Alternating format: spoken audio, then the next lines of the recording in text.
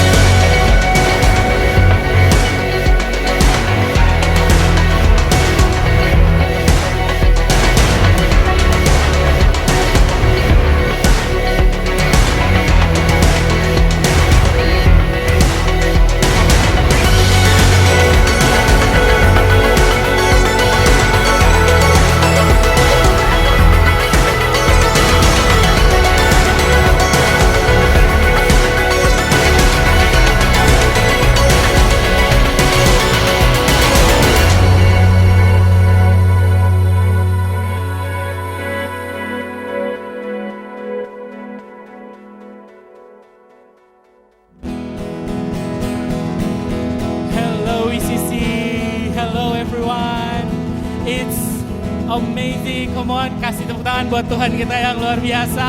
Haleluya, haleluya. Okay, ECC, we're going to praise Jesus again. Kita akan bersama-sama memuji Tuhan sekali lagi. Kita akan menyembah Tuhan sekali lagi. So, are you excited? Are you excited? Yes, wherever you are. Mari sama-sama memuji menyembah Tuhan sekali lagi. Come on.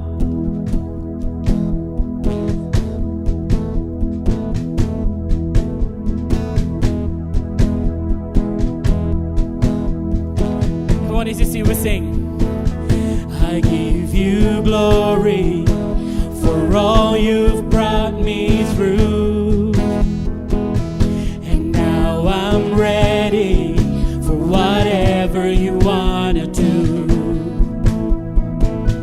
I'm moving forward to follow after you, yes Jesus, and now I'm ready for whatever you wanna do. Come on, we sing your presence. Your presence is an open door.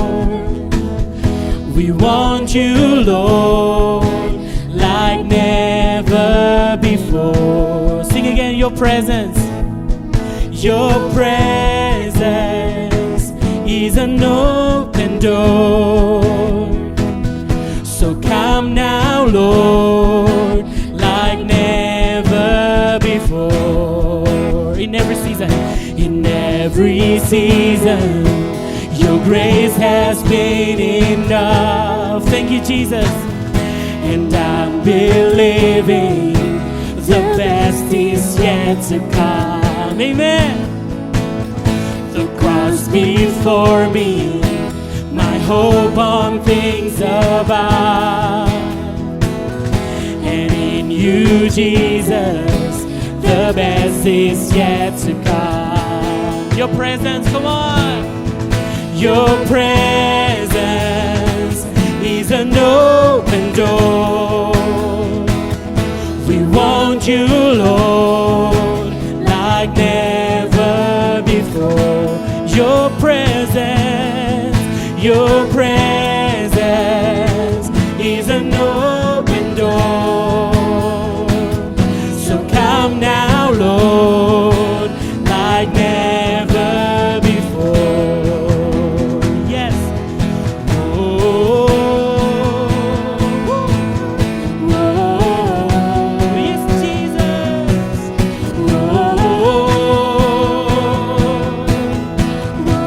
Come on, are you ready? Come on, we sing. I know breakthrough is coming. By faith I see a miracle.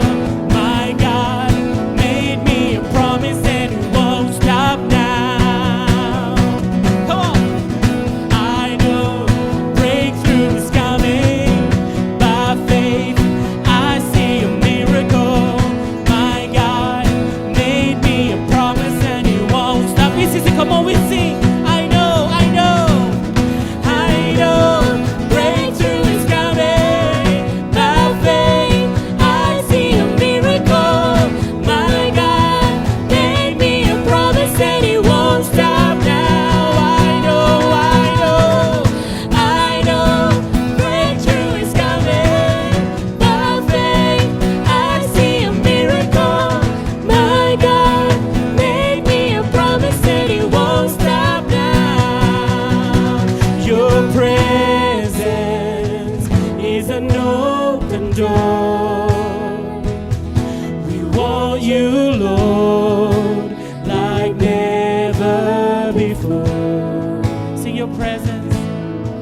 Your presence is an open door. So come now, Lord, like never. Come on, we sing again. Come on, sing like you believe it. Your presence is an open door. We want you, Lord, like never before. Your presence, oh, your presence is an open door. So come now, Lord, like never before. One more time we sing. Your presence is an open door. We want you, Lord, like never before. Your presence is an open door. So come now, Lord, like never before. It's Jesus.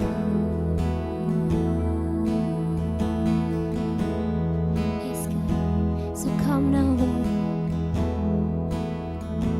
Karena kami percaya Tuhan, Kau ada di sini, Tuhan.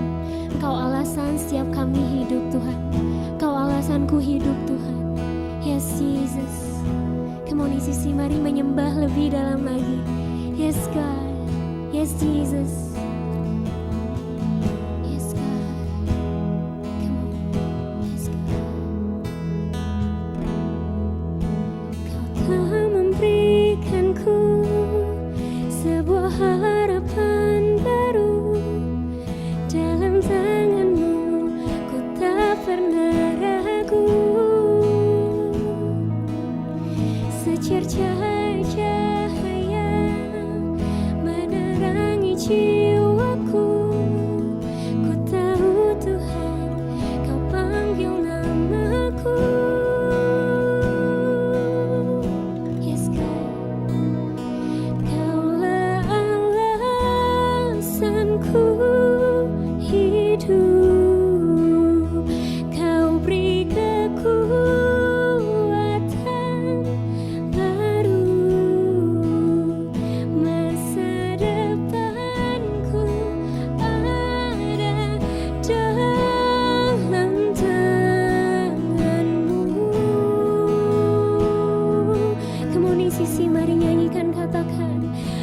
Betapa besar Kau, Yesus,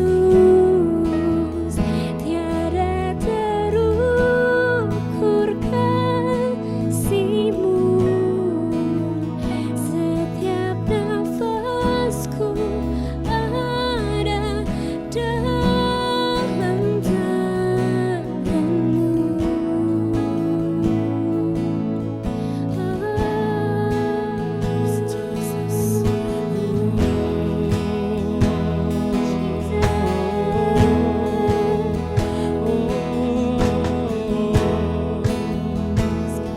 Come on, this is we sing. Kau telah memberikanku. Kau Telah memberikanku sebuah harapan baru. Dalam tangan-Mu Kau tak pernah ragu. Secercah cahaya menerangi jiwaku. Ku tahu Tuhan, Kau panggil namaku. Oh, Kaulah alasanku hidup. Kau beri kekuatan baru. Masa depanku ada dalam tangan-Mu.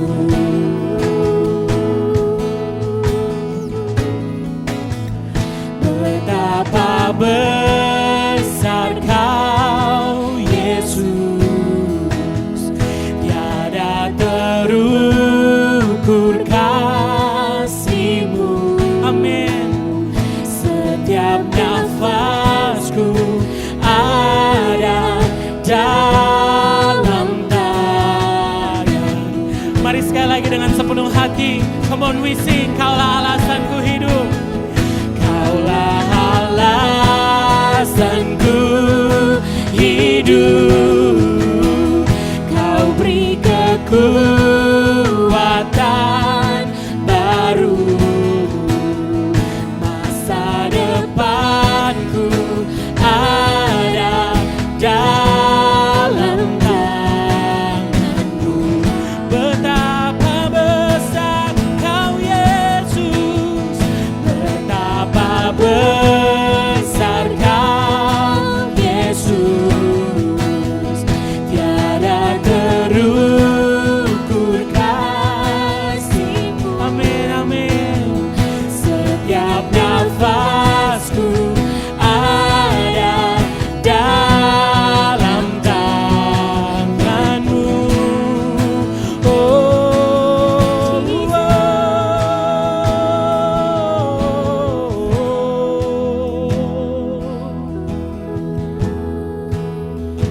Yes, Jesus.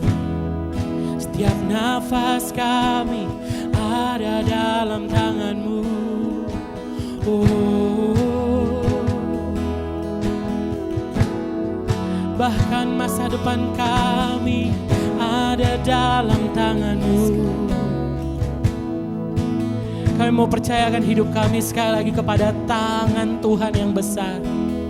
Karena masa depan kami, karena setiap nafas hidup kami ada dalam tangan Tuhan. Ada dalam tangan Tuhan. Bahkan pemazmur bilang, dengan jari-jarimu Engkau membentangkan langit. Dengan tangan Tuhan sendiri yang membentangkan langit. Bahkan bagian firman Tuhan yang lain bilang, dengan tangan-Mu Engkau menenun aku di dalam rahim ibuku. Tangan yang berkuasa ini memegang masa depan kita, memegang setiap nafas hidup kita. So we see, mari turn our hearts to Jesus. Karena benar Dia alasan kita hidup. He's the reason why we live today. It's Jesus, God. It's Jesus, God.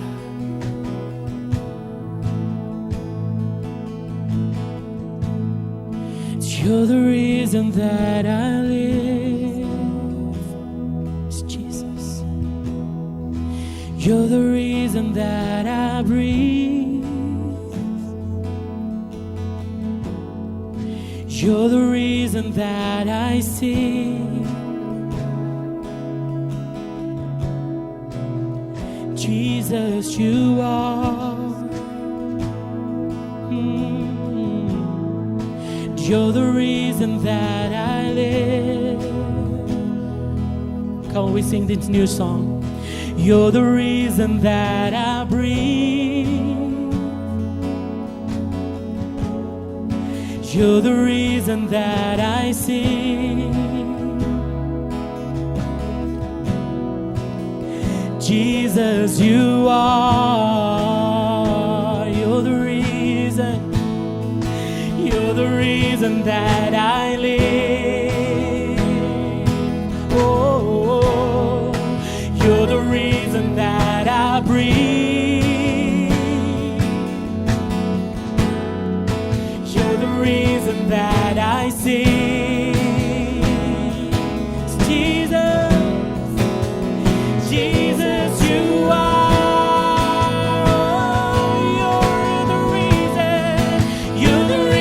That I live.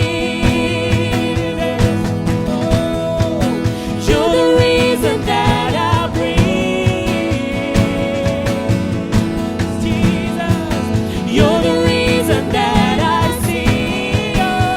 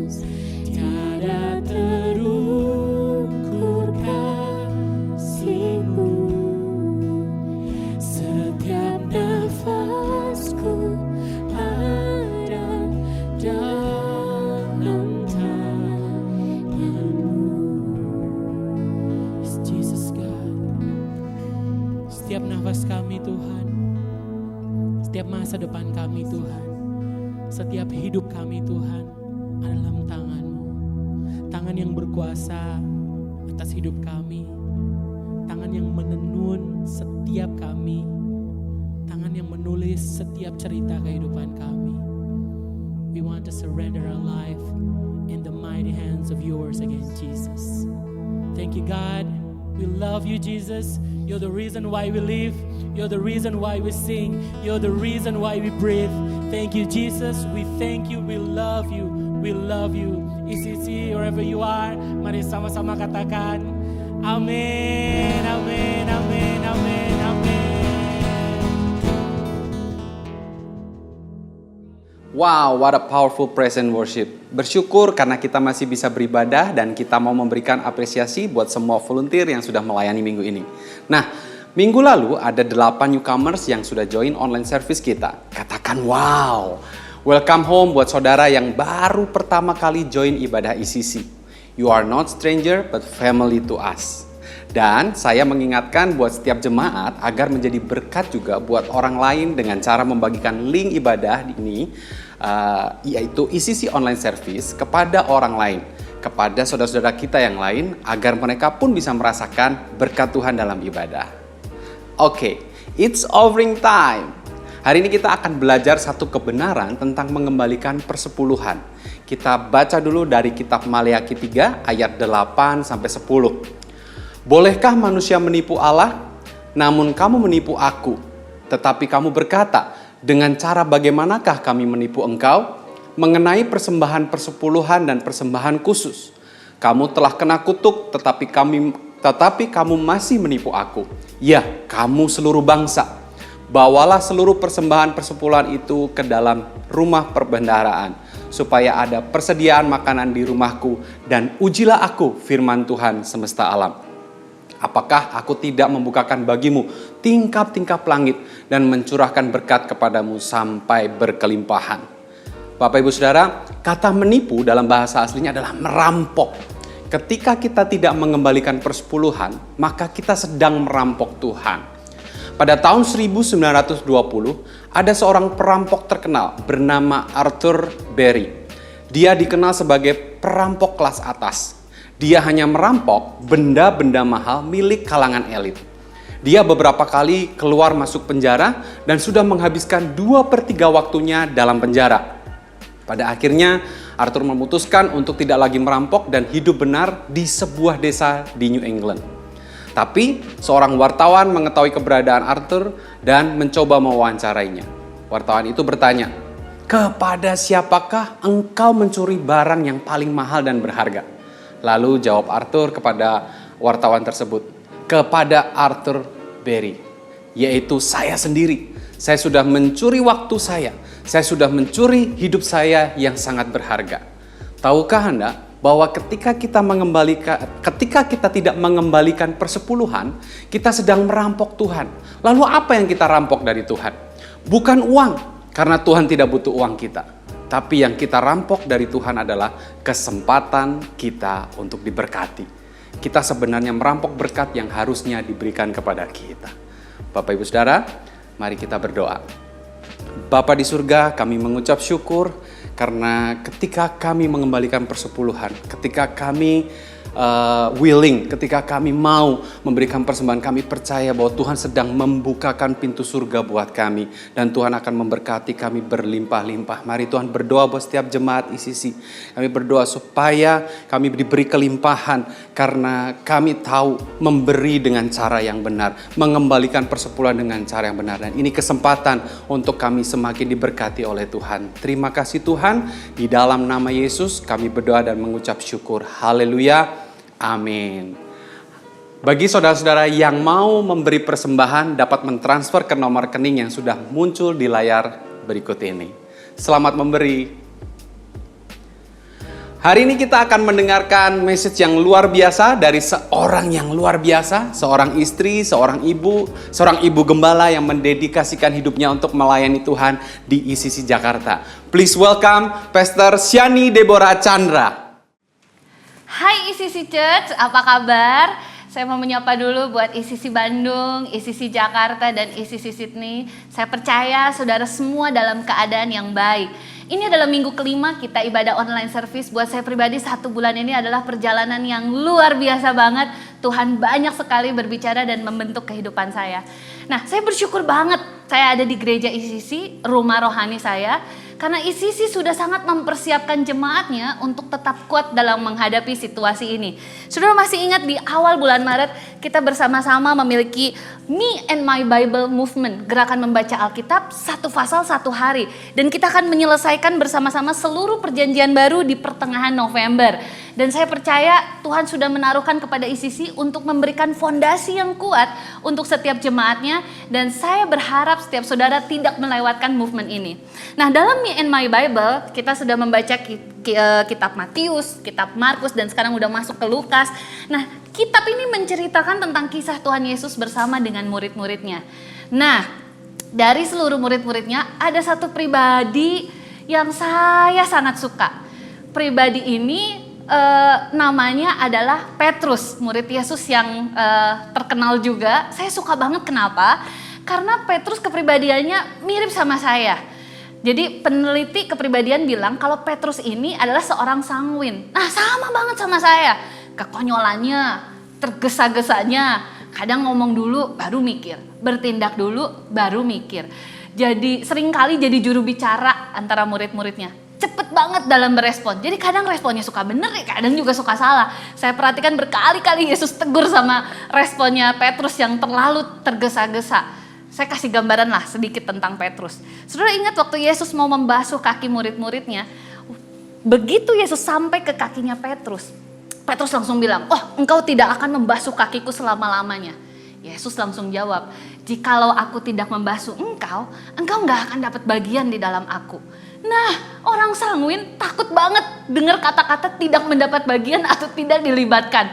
Petrus langsung jawab, "Tuhan, jangan kakiku saja, kepala juga, tangan juga semua basuh," gitu ya. Karena Petrus ingin mendapat bagian di dalam Tuhan. Nah, Petrus ini konyol banget. Dan saudara tahu nggak, pernah ada kejadian di mana Petrus pernah keluarin pedang, dia menghardik orang yang mau menangkap Yesus. Salah satu prajurit ini jadi telinganya putus. Yesus tegur lagi, "Taruh pedangnya." Terus udah gitu Yesus ambil telinganya. Saudara, itu horor banget kan? Telinga putus kayaknya berdarah-darah, terus Yesus ambil telinganya, terus disambung lagi telinganya. Ini luar biasa banget ya mujizatnya. Dan tapi ketika Yesus tanya, "Siapa aku?" Dia tanya ke murid-muridnya. Petrus dengan beraninya jawab, "Engkau adalah Mesias." Itu komen yang tepat. Nah, seringkali ya responnya kadang benar, kadang salah. Tapi dengan segala kekonyolannya saya suka ketawa sendiri kalau baca. Ya kayak mentertawakan diri sendiri lah ya. Karena mirip banget kepribadiannya. Ya Bapak rohani saya, orang tua saya pasti mengenal saya banget lah. Nah, oke, hari ini saya mau sharing satu firman. Saya kasih judul The Invisible Hand. Oke, nah saya mau mengambil satu perikop firman Tuhan yang ditulis oleh Petrus. Karena Petrus ini walaupun dengan segala kelemahannya dia, ketika dia bertemu dengan Yesus, ketika dia mengalami pemulihan dengan Yesus, kisahnya menjadi luar biasa. Petrus menjadi pemimpin besar, dia menjadi pemimpin gereja mula-mula, dia beritakan Injil di banyak tempat, dia berkhotbah, sekali berkhotbah 3.000 orang bertobat. So saya mau bagiin satu perikop yang Petrus tulis, yaitu di 1 Petrus 5 ayat 6 sampai 11. Saudara boleh buka Alkitabnya bersama dengan saya dan saya baca per 2 ayat. Di ayat 6 sampai 7, "Rendahkanlah dirimu di bawah tangan Tuhan yang kuat, supaya kamu ditinggikannya pada waktunya." Katakan amin. "Dan serahkanlah segala kekhawatiranmu kepadanya, sebab Ia yang memelihara kamu." Saudara, saya terus merenungkan firman Tuhan ini. Apa yang dimaksud dengan rendahkanlah dirimu di bawah tangan Tuhan yang kuat? Saya merasakan bahwa Roh Kudus hendak memberitahukan ada makna yang begitu dalam yang ingin disampaikan oleh Petrus. Saya percaya seorang penulis, seorang pelukis yang menciptakan karya tulis atau karya lukis, pasti ada makna yang dalam di balik karya itu. Saya ada satu jemaat ICC Jakarta, dia adalah seorang pelukis abstrak namanya John Raymond. Nah, kemarin dia memberikan hadiah ulang tahun kepada Kanala dan Kak Evi. Lalu Kak Evi memperlihatkan lukisan itu kepada kita. Pertama kali saya lihat lukisan itu, ya bagus sih, tapi saya nggak ngerti itu gambar gunung, gambar rumah atau apa, karena abstrak kan. Nah, akhirnya saya tanya langsung sama si pembuat lukisan itu, John, itu yang kamu kasih lukisan ke kanal Kak Evi artinya apa ya? Wah, John dengan semangatnya langsung menceritakan. Jadi Ci, judul karya lukisan itu adalah Merangkul. Maknanya, Cici lihat abstrak di tengah itu seperti api. Itu gambaran Kanala yang kuat dan selalu membagi api semangat kepada kita semua. Lalu lihat Ci, ada lingkaran yang seperti memeluk gambaran, yang memeluk api itu. Nah itu gambaran Kak Evi yang lembut dan menenangkan luapan api di tengahnya. Jadi dia bilang, lukisan ini adalah tentang keseimbangan yang menghasilkan kekuatan dan ketenangan. Wah, begitu saya baca maknanya dan saya lihat lukisannya lagi, rasanya lukisan itu jadi bagus banget karena mengerti maknanya. Begitu juga dengan setiap firman yang tertulis. Saya percaya ketika saudara mengerti maknanya, saudara akan melihat sesuatu yang besar yang tersirat di dalamnya. Sayangnya ketika saya baca ini saya nggak mungkin tanya ke Petrus ya, Pet apa sih maksudnya yang kamu tulis. Tapi saya bersyukur semua firman Tuhan yang ditulis itu datangnya dari Roh Kudus. Dan kabar baiknya Roh Kudus ada bersama dengan kita. So saya tanya Roh Kudus, apa artinya rendahkanlah dirimu? Karena saudara tahu, buat seorang sanguin sering banget orang menilai pertemuan pertama dengan orang sanguin biasanya menilainya sombong. Terlihat sombong, sebenarnya enggak sih, ya, kayak saya gini, enggak sombong kan. Nah agak sulit dia sampai nulis rendahkanlah dirimu. Nah tapi saudara ingat satu momen di mana Petrus pernah menyombongkan kesetiaannya sama Tuhan. 1 hari sebelum Yesus ditangkap, Petrus ngomong di depan Yesus dan murid-muridnya, denger ya semua ya. Wah itu murid-muridnya denger semua ya. Yesus dengar ya, biarpun mereka semua tergoncang imannya, sekali-kali aku tidak. Waduh, Petrus ya. Yesus bilang gini, Petrus, sebelum ayam berkokok 2 kali, engkau sudah menyangkal aku 3 kali. Wah, Alkitab mencatat Petrus dengan lebih bersungguh-sungguh lagi ngomong, Tuhan Yesus, sekalipun aku harus mati bersama engkau, aku takkan menyangkal engkau. Dan saudara tahu ceritanya, benar, Petrus menyangkal Yesus 3 kali sebelum ayam berkokok. Dan Alkitab mencatat Petrus begitu sedih. Saya bisa bayangin, Petrus hidup dengan rasa bersalah yang sangat besar. Dia membayangkan, aduh saya kan baru ngomong kemarin saya mati sama Yesus aja rela, saya gak akan menyangkal Yesus. Saya bisa bayangin mungkin Yesus di kayu salib sempat bertatap melihat Petrus dari jauh gitu ya. Dan matanya penuh kasih dan senyum, wah kayaknya itu makin membuat Petrus sangat dirundung rasa bersalah. Dan berhari-hari kayaknya kebayang jadi Petrus itu rasanya gak enak banget. Saya pernah bertemu dengan orang-orang yang hidupnya ditakuti dengan feeling guilty, dengan rasa bersalah. Itu ada yang mau bunuh diri, ada yang mau mati. Bahkan ada satu anak muda dia harus memotong jarinya karena dia pernah melakukan kesalahan dengan tangannya. Sangat mengerikan orang-orang yang hidup dalam rasa bersalah. Petrus merasakan hal itu sampai akhirnya Yesus harus bertemu dengan Petrus secara personal. Ini minggu-minggu di mana kita udah merayakan kebangkitan Yesus pada waktu hari Minggu kemarin. Dan di mana minggu-minggu adalah minggu di mana Yesus menampakkan dirinya sama murid-muridnya. Dan luar biasa banget, Yesus menampakkan diri kepada Petrus secara personal. Di tepi pantai, Petrus lagi jala ikan, gak dapet ikannya, terus tiba-tiba Tuhan muncul. Bilang, sebarin jalannya ke sebelah kanan. Tiba-tiba dapat ikan banyak, satu muridnya sadar, itu Tuhan. Petrus gak tunggu lama, dia langsung keluar dari kapal, dia berenang untuk cepet-cepet menghampiri Yesus. Terus Yesus siapin makanan buat mereka, breakfast by the sea gitu ya, di pinggir tepi pantai. Itu romantis banget, bakar ikan, makan bersama. And then Yesus langsung tanya, Petrus, apakah engkau mengasihi aku? 3 kali Yesus tanya sama Petrus. Karena Tuhan tahu 3 kali Petrus menyangkal Yesus dengan mulutnya. And then Yesus bertanya supaya 3 kali juga keluar dari mulutnya bahwa Petrus mengasihi Yesus. Dan Tuhan Yesus itu paling tahu bagaimana cara memulihkan kita semua. Ada amin Bapak Ibu Saudara. Gak cuman ditanya, tapi Yesus kasih kembali tanggung jawab yang besar. Gembalakanlah domba-dombaku. Saudara bisa bayangin orang yang tadinya gagal, merasa bersalah, Tuhan Yesus pulihin. Gak cuman dipulihin, gak cuman diampuni, tapi Tuhan Yesus kasih tanggung jawab yang besar. Saya mau kasih satu gambaran. Suami saya waktu dia pertama lulus kuliah, dia kerja di Belanda. Di sebuah hotel yang mewah. Oke, dia sebagai chef, dia kerja. One day kedatangan rombongan tamu 10 orang duduk di satu meja, terus makan segala macam. Tibalah keluar dessert. Nah, suami saya buat dessert itu pakai gelas champagne, gelas yang tinggi, isinya ice cream berwarna-warni, terus ada dihias-hias segala macam. And then itu dessert mau keluar. Nah, di akhir itu yang mengantarkannya bukan waiter, tapi chefnya langsung. Wah, jadi suami saya keluar dengan membawa dessert 2 di tangannya, disusul dengan beberapa chef lain keluar berbarengan.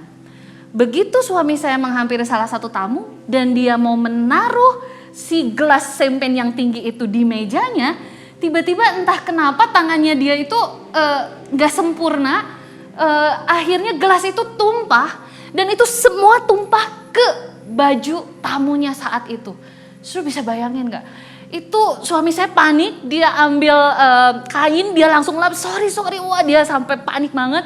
And then dia langsung lari masuk dapur, pucat dan keringet dingin. Wah dia ketakutan nih, kayaknya saya dipecat nih.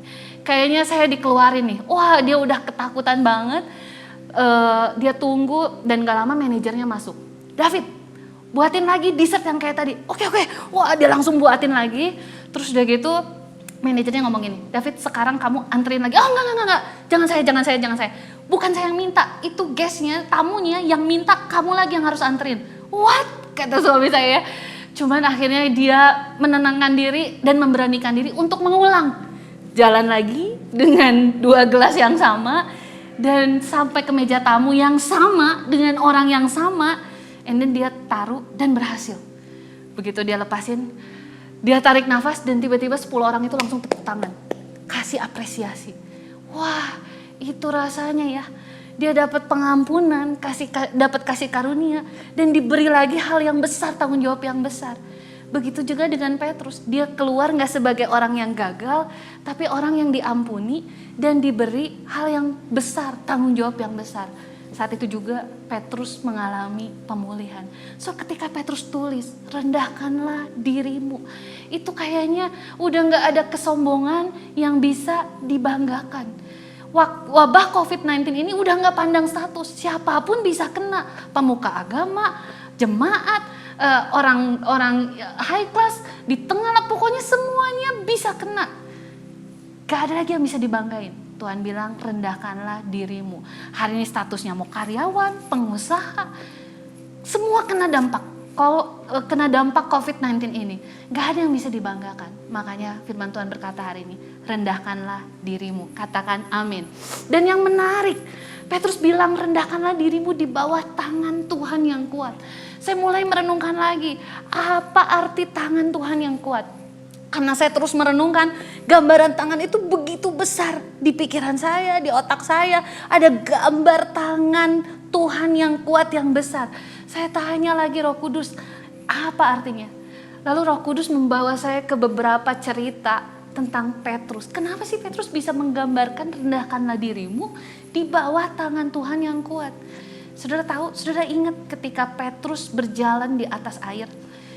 Waktu itu Petrus ngelihat ada Yesus jalan di atas air, itu hantu bukan? Kalau engkau Tuhan, saya juga mau jalan di atas air.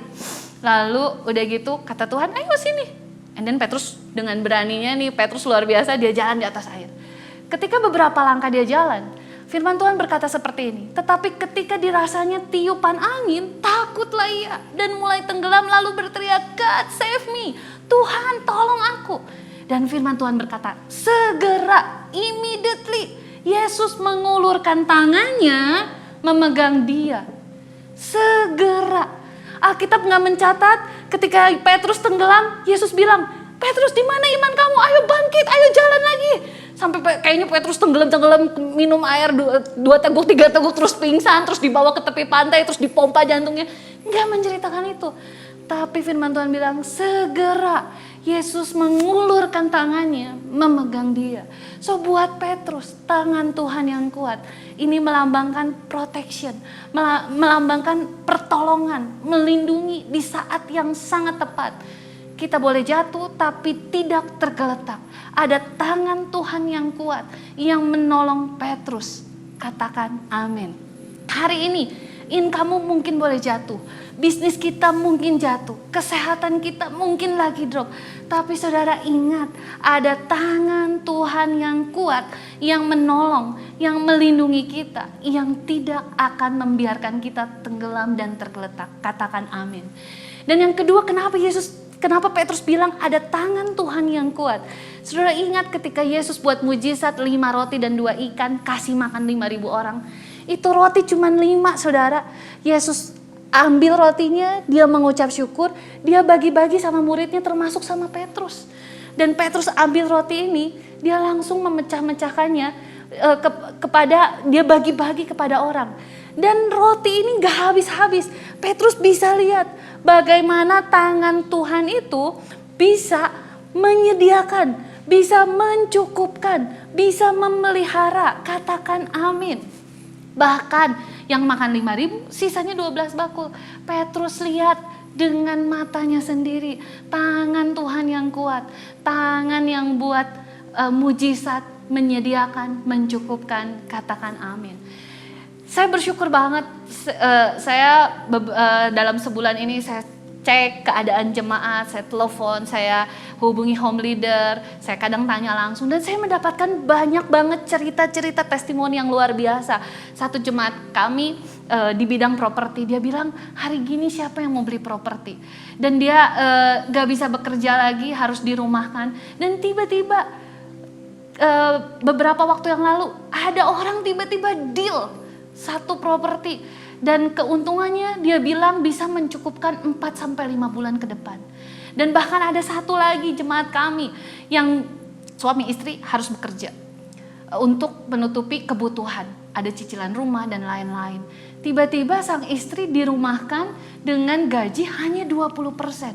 Saya ikut tegang juga dengarnya. Dan dia berdoa, Tuhan gimana? Saya gak mungkin gak bayar cicilan saya. Dan cicilannya gak mungkin jadi 20% kan saudara. Cicilan tetap harus dibayar 100%. Tapi income menurun. Akhirnya dia berdoa, tiba-tiba Tuhan temuin dia koneksiin sama beberapa orang petani. Dan dia mulai ngobrol, oh udah deh saya coba jualin sayurnya kamu. Dia mulai jualin, yang tadinya cuma sedikit, dan tiba-tiba satu truk sekarang datang, itu jadi heboh banget, jualan sayur, dan bahkan dia saking bersyukurnya keuntungannya dia bagi-bagiin lagi ke orang yang membutuhkan. Saudara, saya percaya ada tangan Tuhan yang kuat yang akan mencukupkan saudara. Katakan amin. Yang ketiga, ada pengalaman kenapa Petrus bisa bilang tangan Tuhan yang kuat. Waktu itu Yesus menyembuhkan ibu mertuanya Petrus. Matius 8:14-15 berkata, setibanya di rumah Petrus, Yesus pun melihat ibu mertua Petrus berbaring karena sakit demam. Ini menarik. Maka dipegangnya tangan perempuan itu, lalu lenyaplah demamnya. Petrus lihat tangan Yesus pegang ibu mertuanya, demamnya langsung hilang. Tangan Tuhan yang kuat, tangan yang menyembuhkan ibu mertua Petrus. Katakan amin. So saudara, makanya Petrus bilang, rendahkanlah dirimu di bawah tangan Tuhan yang kuat. Tangan Tuhan yang menolong, tangan Tuhan yang menyediakan, tangan Tuhan yang menyembuhkan. Katakan amin. Nah, makanya ketika Petrus menerangkan arti ini, dia bilang kamu akan ditinggikan pada waktunya. Di terjemahan lain dibilang I will give you promotion at the right time. Dikasih promosi ketika engkau merendahkan dirimu di bawah tangan Tuhan yang kuat. Bahkan di ayat selanjutnya, makanya ayatnya jadi terdengar mudah sekali. So janganlah kamu khawatir akan apapun juga, karena Tuhan yang memelihara kita. Katakan amin. Ada tangan Tuhan yang kuat yang memelihara kita. Oke, kita lanjut ke ayat 8-9. Lalu apa yang jadi part kita? Oke, apa yang menjadi part kita? Ini dibahas di ayat selanjutnya di ayat 8 dan 9. Sadarlah dan berjaga-jagalah. Lawanmu si iblis berjalan keliling sama seperti singa yang mengaum-ngaum dan mencari orang yang dapat ditelannya. Nah, part kita dalam situasi ini adalah sadar dan berjaga-jagalah. Katakan amin. Tetap waspada karena iblis berjalan keliling sama seperti singa yang mengaum-ngaum. Apa singa yang mengaum-ngaum hari-hari ini? Kebayang gak sih aumannya kayak aum gitu ya. Wah, itu aumannya itu membuat ketakutan, membuat sesuatu yang kayaknya mengintimidasi kita. Buat saya pribadi ya, yang saya renungkan. Singa yang mengaum-ngaum di masa-masa seperti ini adalah semua berita-berita tentang krisis ini. Semua berita-berita tentang COVID-19, semua berita-berita tentang krisis, itu buat saya auman yang paling kuat. Mengaum begitu kencang sampai membuat saya ketakutan. Saya jujur, saya takut. Saya pernah ngalamin ketakutan. Sekitar 3 minggu yang lalu, hampir sebulan yang lalu, suami saya sempat sakit. Suami saya sakit, dia pingsan di kamar mandi, dia sakit di daerah pencernaan. Singkat cerita, saya bawa langsung ke rumah sakit. Di rumah sakit, dokter bilang rawat inap aja, karena pingsan kita harus lihat apa yang terjadi, kita harus pantau. Oke, masuk rumah sakit, rawat inap, saya temenin dia. Sehari, 2 hari, sambil dipantau, cek ini, cek itu. Sampai setelah 2 hari di rumah sakit, tiba-tiba dokter bilang, ini positif tifesnya. Oh, dalam hati cuman tifes lah, oke lah, bisa lah. Terus suami saya bilang, saya bisa pulang lah besok juga, udah oke kok, katanya gitu. Nah, tapi saudara tahu, at that time, saya baca berita. Saya baca berita tentang ada seseorang yang meninggal karena gejala tifus dan suspek COVID, suspek corona. Saudara bisa bayangin gak, pas saya baca itu seperti aum. Itu keras banget aumannya yang membuat saya takut banget. Dan gak lama ada lagi berita, ada seorang guru meninggal juga karena gejala tipes juga. Awalnya demam, udah gitu dicek darah lagi, gejala tipes. Dan saudara bisa bayangin ketakutannya seperti apa saya ketika membaca kisah-kisah seperti itu. Saya takut banget. Apa yang saya lakuin? Saya langsung bilang sama suami saya, "Say, kamu jangan baca broadcast, jangan baca berita-berita." "Oh enggak kok," suami saya bilang. Saya juga memang gak mau baca berita-berita yang dia lakukan memuji, menyembah Tuhan, dia doa, dia memperkatakan firman. Saya sampai WhatsApp sama Bapak rohani saya, "Kak Victor, saya takut banget." Kak Victor bilang, "Anak papi jangan takut." Tapi saya takut banget, saya bilang, "Kenapa?" Terus saya kasih lihat berita-berita itu. Terus Kak Victor bilang, "Shani, perkatakan firman terus, perkatakan firman terus. Papi akan terus berdoa di sini." Oke, saya bilang. Lalu saya gimana ini memperkatakan firman di saat saya ketakutan setengah mati. Ayat 9 ini keren banget. "Lawanlah dia dengan iman yang teguh, sebab kamu tahu bahwa semua saudaramu di seluruh dunia menanggung penderitaan yang sama." Lawanlah dia dengan apa, saudara? Iman yang teguh. Sebab kita tahu bahwa semua orang percaya itu lagi di seluruh dunia lagi menanggung penderitaan yang sama. Wabah ini sudah mendunia, saudara. Dan semua orang percaya, saya percaya sedang struggle, sedang bergumul dengan imannya. Dan firman Tuhan berkata, lawanlah dia dengan iman yang teguh. Lalu imannya timbul dari mana? Firman Tuhan berkata Roma 10 ayat 17. Jadi iman timbul dari pendengaran dan pendengaran oleh firman Kristus. Katakan amin. So lawan dengan iman yang teguh. Dan iman lahirnya dari pendengaran akan firman Tuhan. Kalau kita baca terus berita tapi gak baca firman, wajar. Kalau singa mengaumnya makin keras, aum. Kayaknya begitu menakutkan. Jujur, hari itu saya hidup dalam ketakutan. Saya cerita ke Bapak rohani saya cerita juga ke anak rohani saya yang di Jakarta, ada Noni. Saya cerita sama Noni, "Non, saya takut." "Kenapa, Ci?" Tuh saya cerita. Sebenarnya saya udah baca Ci ceritanya. Tapi saya juga gak mau forward ke Cici. "Tenang Ci, kita akan berdoa buat Cici." Yang Noni lakukan, dia langsung bangun tim doa. Dia bangun tim doa, ada grupnya, dia bangun tim doa. Dan sudah tahu, tim doa ini dalam satu hari 3 kali lah dengan orang yang berbeda mengirimkan doa lewat voice note ke handphone saya. Dan setiap voice note saya dengerin selalu ada ayatnya, ada doa yang menguatkan, dan saya terus dengerin itu. Saya dan suami saya terus dengerin itu. Bahkan ada yang kirim lagu, ada yang dia nyanyi. Saya teringat lagu ini buat Cici dan Koko, dan saya mengingat itu. Wow, saya bilang tiba-tiba iman itu muncul. Tiba-tiba iman itu jadi kuat banget, tenggat banget. Punya komunitas, punya orang-orang yang berdoa buat kami. Itu yang membuat kami kuat. So, saya percaya banget. Setelah itu benar, suami saya harus masuk ruang isolasi.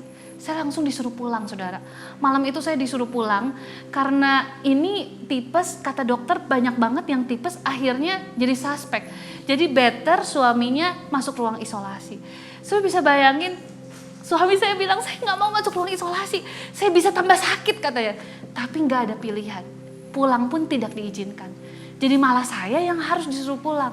Jadi suami saya tiba-tiba malam itu semua suster dokter tiba-tiba pakai baju APD lengkap banget, dan suami saya langsung keringetan itu, kayaknya nervous banget, dan dia dibawa ke ruang isolasi. Jadi kita pamitan dan saya sama suami berpisah di saat itu. Waduh, itu kurang lebih jam 11 malam.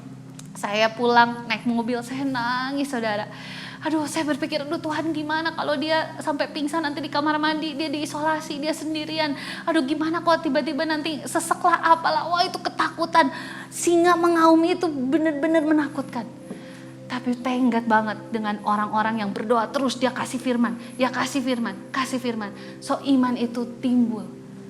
Dan iman itu yang bisa melawan setiap serangan dari si iblis. Katakan amin. Luar biasanya, mujizat Tuhan itu nyata. Setelah suami saya diisolasi sekitar 5 hari waktu itu, hasil darah awalnya itu infeksi tinggi, peradangan tinggi. Dan dokter bilang ini memang tanda-tanda orang terkena suspek COVID. Dan saya begitu tegang, tapi luar biasanya. Setelah memperkatakan firman, setelah iman itu timbul, di hari keempat isolasi, hasil darah yang baru keluar. Semua infeksi hilang, semua darah normal. Dan dokter bilang, wow, begitu cepatnya. Dan akhirnya dokter mengizinkan suami saya buat pulang. Dan hari ini puji Tuhan dia sehat banget. Jadi ketika saya ketakutan, saya percaya ada tangan Tuhan yang kuat, yang menolong, yang menjaga suami saya walaupun dia ada di ruang isolasi. Nah, perikop ini ditutup dengan sebuah janji. 1 Petrus 5 ayat 10. Dan Allah, sumber segala kasih karunia, yang telah memanggil kamu dalam Kristus kepada kemuliaannya yang kekal, akan melengkapi, meneguhkan, menguatkan, dan mengokohkan kamu sesudah kamu menderita sekian lamanya. Katakan amin. Ialah yang mempunyai kuasa sampai selama-lamanya. Amin. Terjemahan isinya dibilang gini, then God will make you well again. He will make you strong in your spirits. You will be able to stand strongly. Jadi setelah ini berakhir semua, Tuhan bilang dia akan memulihkan keadaanmu. Dia akan membuat saudara semakin kuat secara rohani. Dia akan membuat saudara berdiri dengan teguh. Katakan amin. Dan dikatakan Tuhanlah yang berkuasa untuk selama-lamanya. Gak ada nama lain, gak ada virus apapun yang berkuasa selain Tuhan yang berkuasa untuk selama-lamanya, tidak tergantikan. Sebagai penutup, ketika Yesus lagi menampakkan diri, ini minggu di mana Yesus banyak menampakkan diri, dia menampakkan diri kepada murid-muridnya. Pada waktu murid-muridnya kumpul, ada satu murid Yesus namanya Thomas itu nggak ada. Jadi murid-muridnya cerita sama Thomas, Yesus bangkit. Thomas ini bilang, saya nggak akan percaya sebelum tangan saya menyentuh bekas luka tangannya Yesus, bekas luka di paku. Besoknya Yesus menampakkan diri lagi dan kebetulan ada Thomas. Sini, kamu mau pegang tangan saya? Ibaratnya seperti itu ya. Thomasnya langsung pegang tangannya. Dia langsung Thomas, oh benar ini Tuhan. Benar ini Tuhan. Yesus bilang gini, Yohanes 20 ayat 29. Kata Yesus kepadanya, karena engkau telah melihat aku, maka engkau percaya. Berbahagialah mereka yang tidak melihat namun percaya. Thomas udah lihat tangannya dan dia percaya. Tapi buat mereka yang tidak melihat namun percaya, Tuhan bilang berbahagialah. Saudara, mungkin hari ini tangan Tuhan yang kuat itu tidak terlihat secara mata jasmani, the invisible hand. Tapi tangan yang kuat ini yang menjagai kita, menolong kita, menopang kita, memelihara kita, menyembuhkan kita. Dan kalau saudara percaya, karena saudara tidak melihat, firman Tuhan berkata berbahagialah. Buat setiap orang yang tidak melihat namun percaya, katakan amin. Ayat terakhir. Ibrani 10 ayat 14, terjemahan The Message. It was a perfect sacrifice by a perfect person to perfect some very imperfect people. Ada pengorbanan yang sempurna oleh orang yang sempurna untuk menyempurnakan orang-orang yang tidak sempurna. Untuk menyempurnakan orang-orang yang sangat tidak sempurna. Hari ini apa yang menjadi ketidaksempurnaan saudara? Petrus bukan murid yang sempurna. Banyak kesalahan yang dia buat. Baik perkataan maupun tindakannya. Petrus pernah ngalamin hidup dalam ketakutan. Dia bahkan pernah menyangkal Yesus. Dia sampai harus menyangkal Yesus. Tapi pengorbanan Kristus menyempurnakan kita yang tidak sempurna ini. Tangannya yang pernah terpaku di kayu salib. Yang tidak terlihat ini. Tapi tangannya Tuhan. Yang selalu menolong kita. Menyediakan kita. Yang kita perlukan. Memelihara kita. Dan menyembuhkan kita. Tuhan Yesus memberkati. Bolehkah sebentar mari kita berdoa, Bapak Ibu Saudara dimanapun saudara berada. Mari kita berdoa dan saya rindu berdoa buat saudara.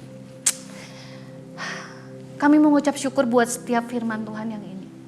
Terima kasih buat tangan Tuhan yang kuat. Terima kasih buat pertolongan Tuhan yang tepat waktu. Terima kasih buat Tuhan menyediakan apa yang kita perlukan. Terima kasih buat pemeliharaan Tuhan. Terima kasih buat kesembuhan yang Tuhan kasih. Kami mungkin gak melihat tangan Tuhan secara mata jasmani kami. Tapi kami percaya ada tangan Tuhan yang kuat. Yang selalu melindungi kami. Kami percaya Tuhan. Kami berdoa hari ini Tuhan. Saya hamba-Mu berdoa dimanapun yang hari ini mendengar firman Tuhan. Dan ada merasakan sakit. Tuhan tolong jamah hari ini juga sembuhkan di dalam nama Yesus. Dan mungkin ada yang merasa khawatir karena mengalami income-nya menurun, bisnisnya menurun. Tuhan, tangan Tuhan yang kuat yang akan menolong mereka. Di dalam nama Yesus tidak akan dibiarkan tergeletak. Tangan Tuhan yang kuat yang akan menolong. Kami percaya Tuhan, biarlah damai sejahtera, sukacita yang dari Tuhan boleh memerintah atas kehidupan kami. Jiwa kami tenang. Tenanglah jiwaku. Tenanglah jiwaku. Karena ada tangan Tuhan yang kuat. Yang selalu menyertai kami semua. Terima kasih Bapa. Di dalam satu nama Yesus Kristus yang hidup. Kami berdoa. Amin. Oke, ICC Church, mari kita angkat kedua tangan kita dan terima berkat dari Tuhan. Bapa di surga, Kau melihat setiap tangan yang terangkat hari ini. Biarlah tangan Tuhan yang kuat itu, yang memegang tanganmu, yang akan membuat engkau berjalan dengan penuh kemenangan. Aku berdoa dimanapun kau berada hari ini. Kau diberikan damai sejahtera dan sukacita yang melimpah. Dan kau tahu pasti tangan Tuhan yang kuat ada bersama dengan kau. Kami mengucap syukur buat hari ini Tuhan. Terima kasih Bapa. Di dalam satu nama, Yesus Kristus yang hidup, kami berdoa dan mengucap syukur. Amin. Wow, what a powerful sermon. Terima kasih Pastor Siani buat firman yang luar biasa yang pastinya sangat menguatkan kita semua. Buat saudara yang baru join, kita ingin mengenal saudara. Karena itu sehabis ibadah ini, kami tunggu di Lounge Newcomer di icc.church.online. Sampai jumpa di sana ya. Oke ICC, stay healthy, keep connecting, and happy Sunday. Terpujilah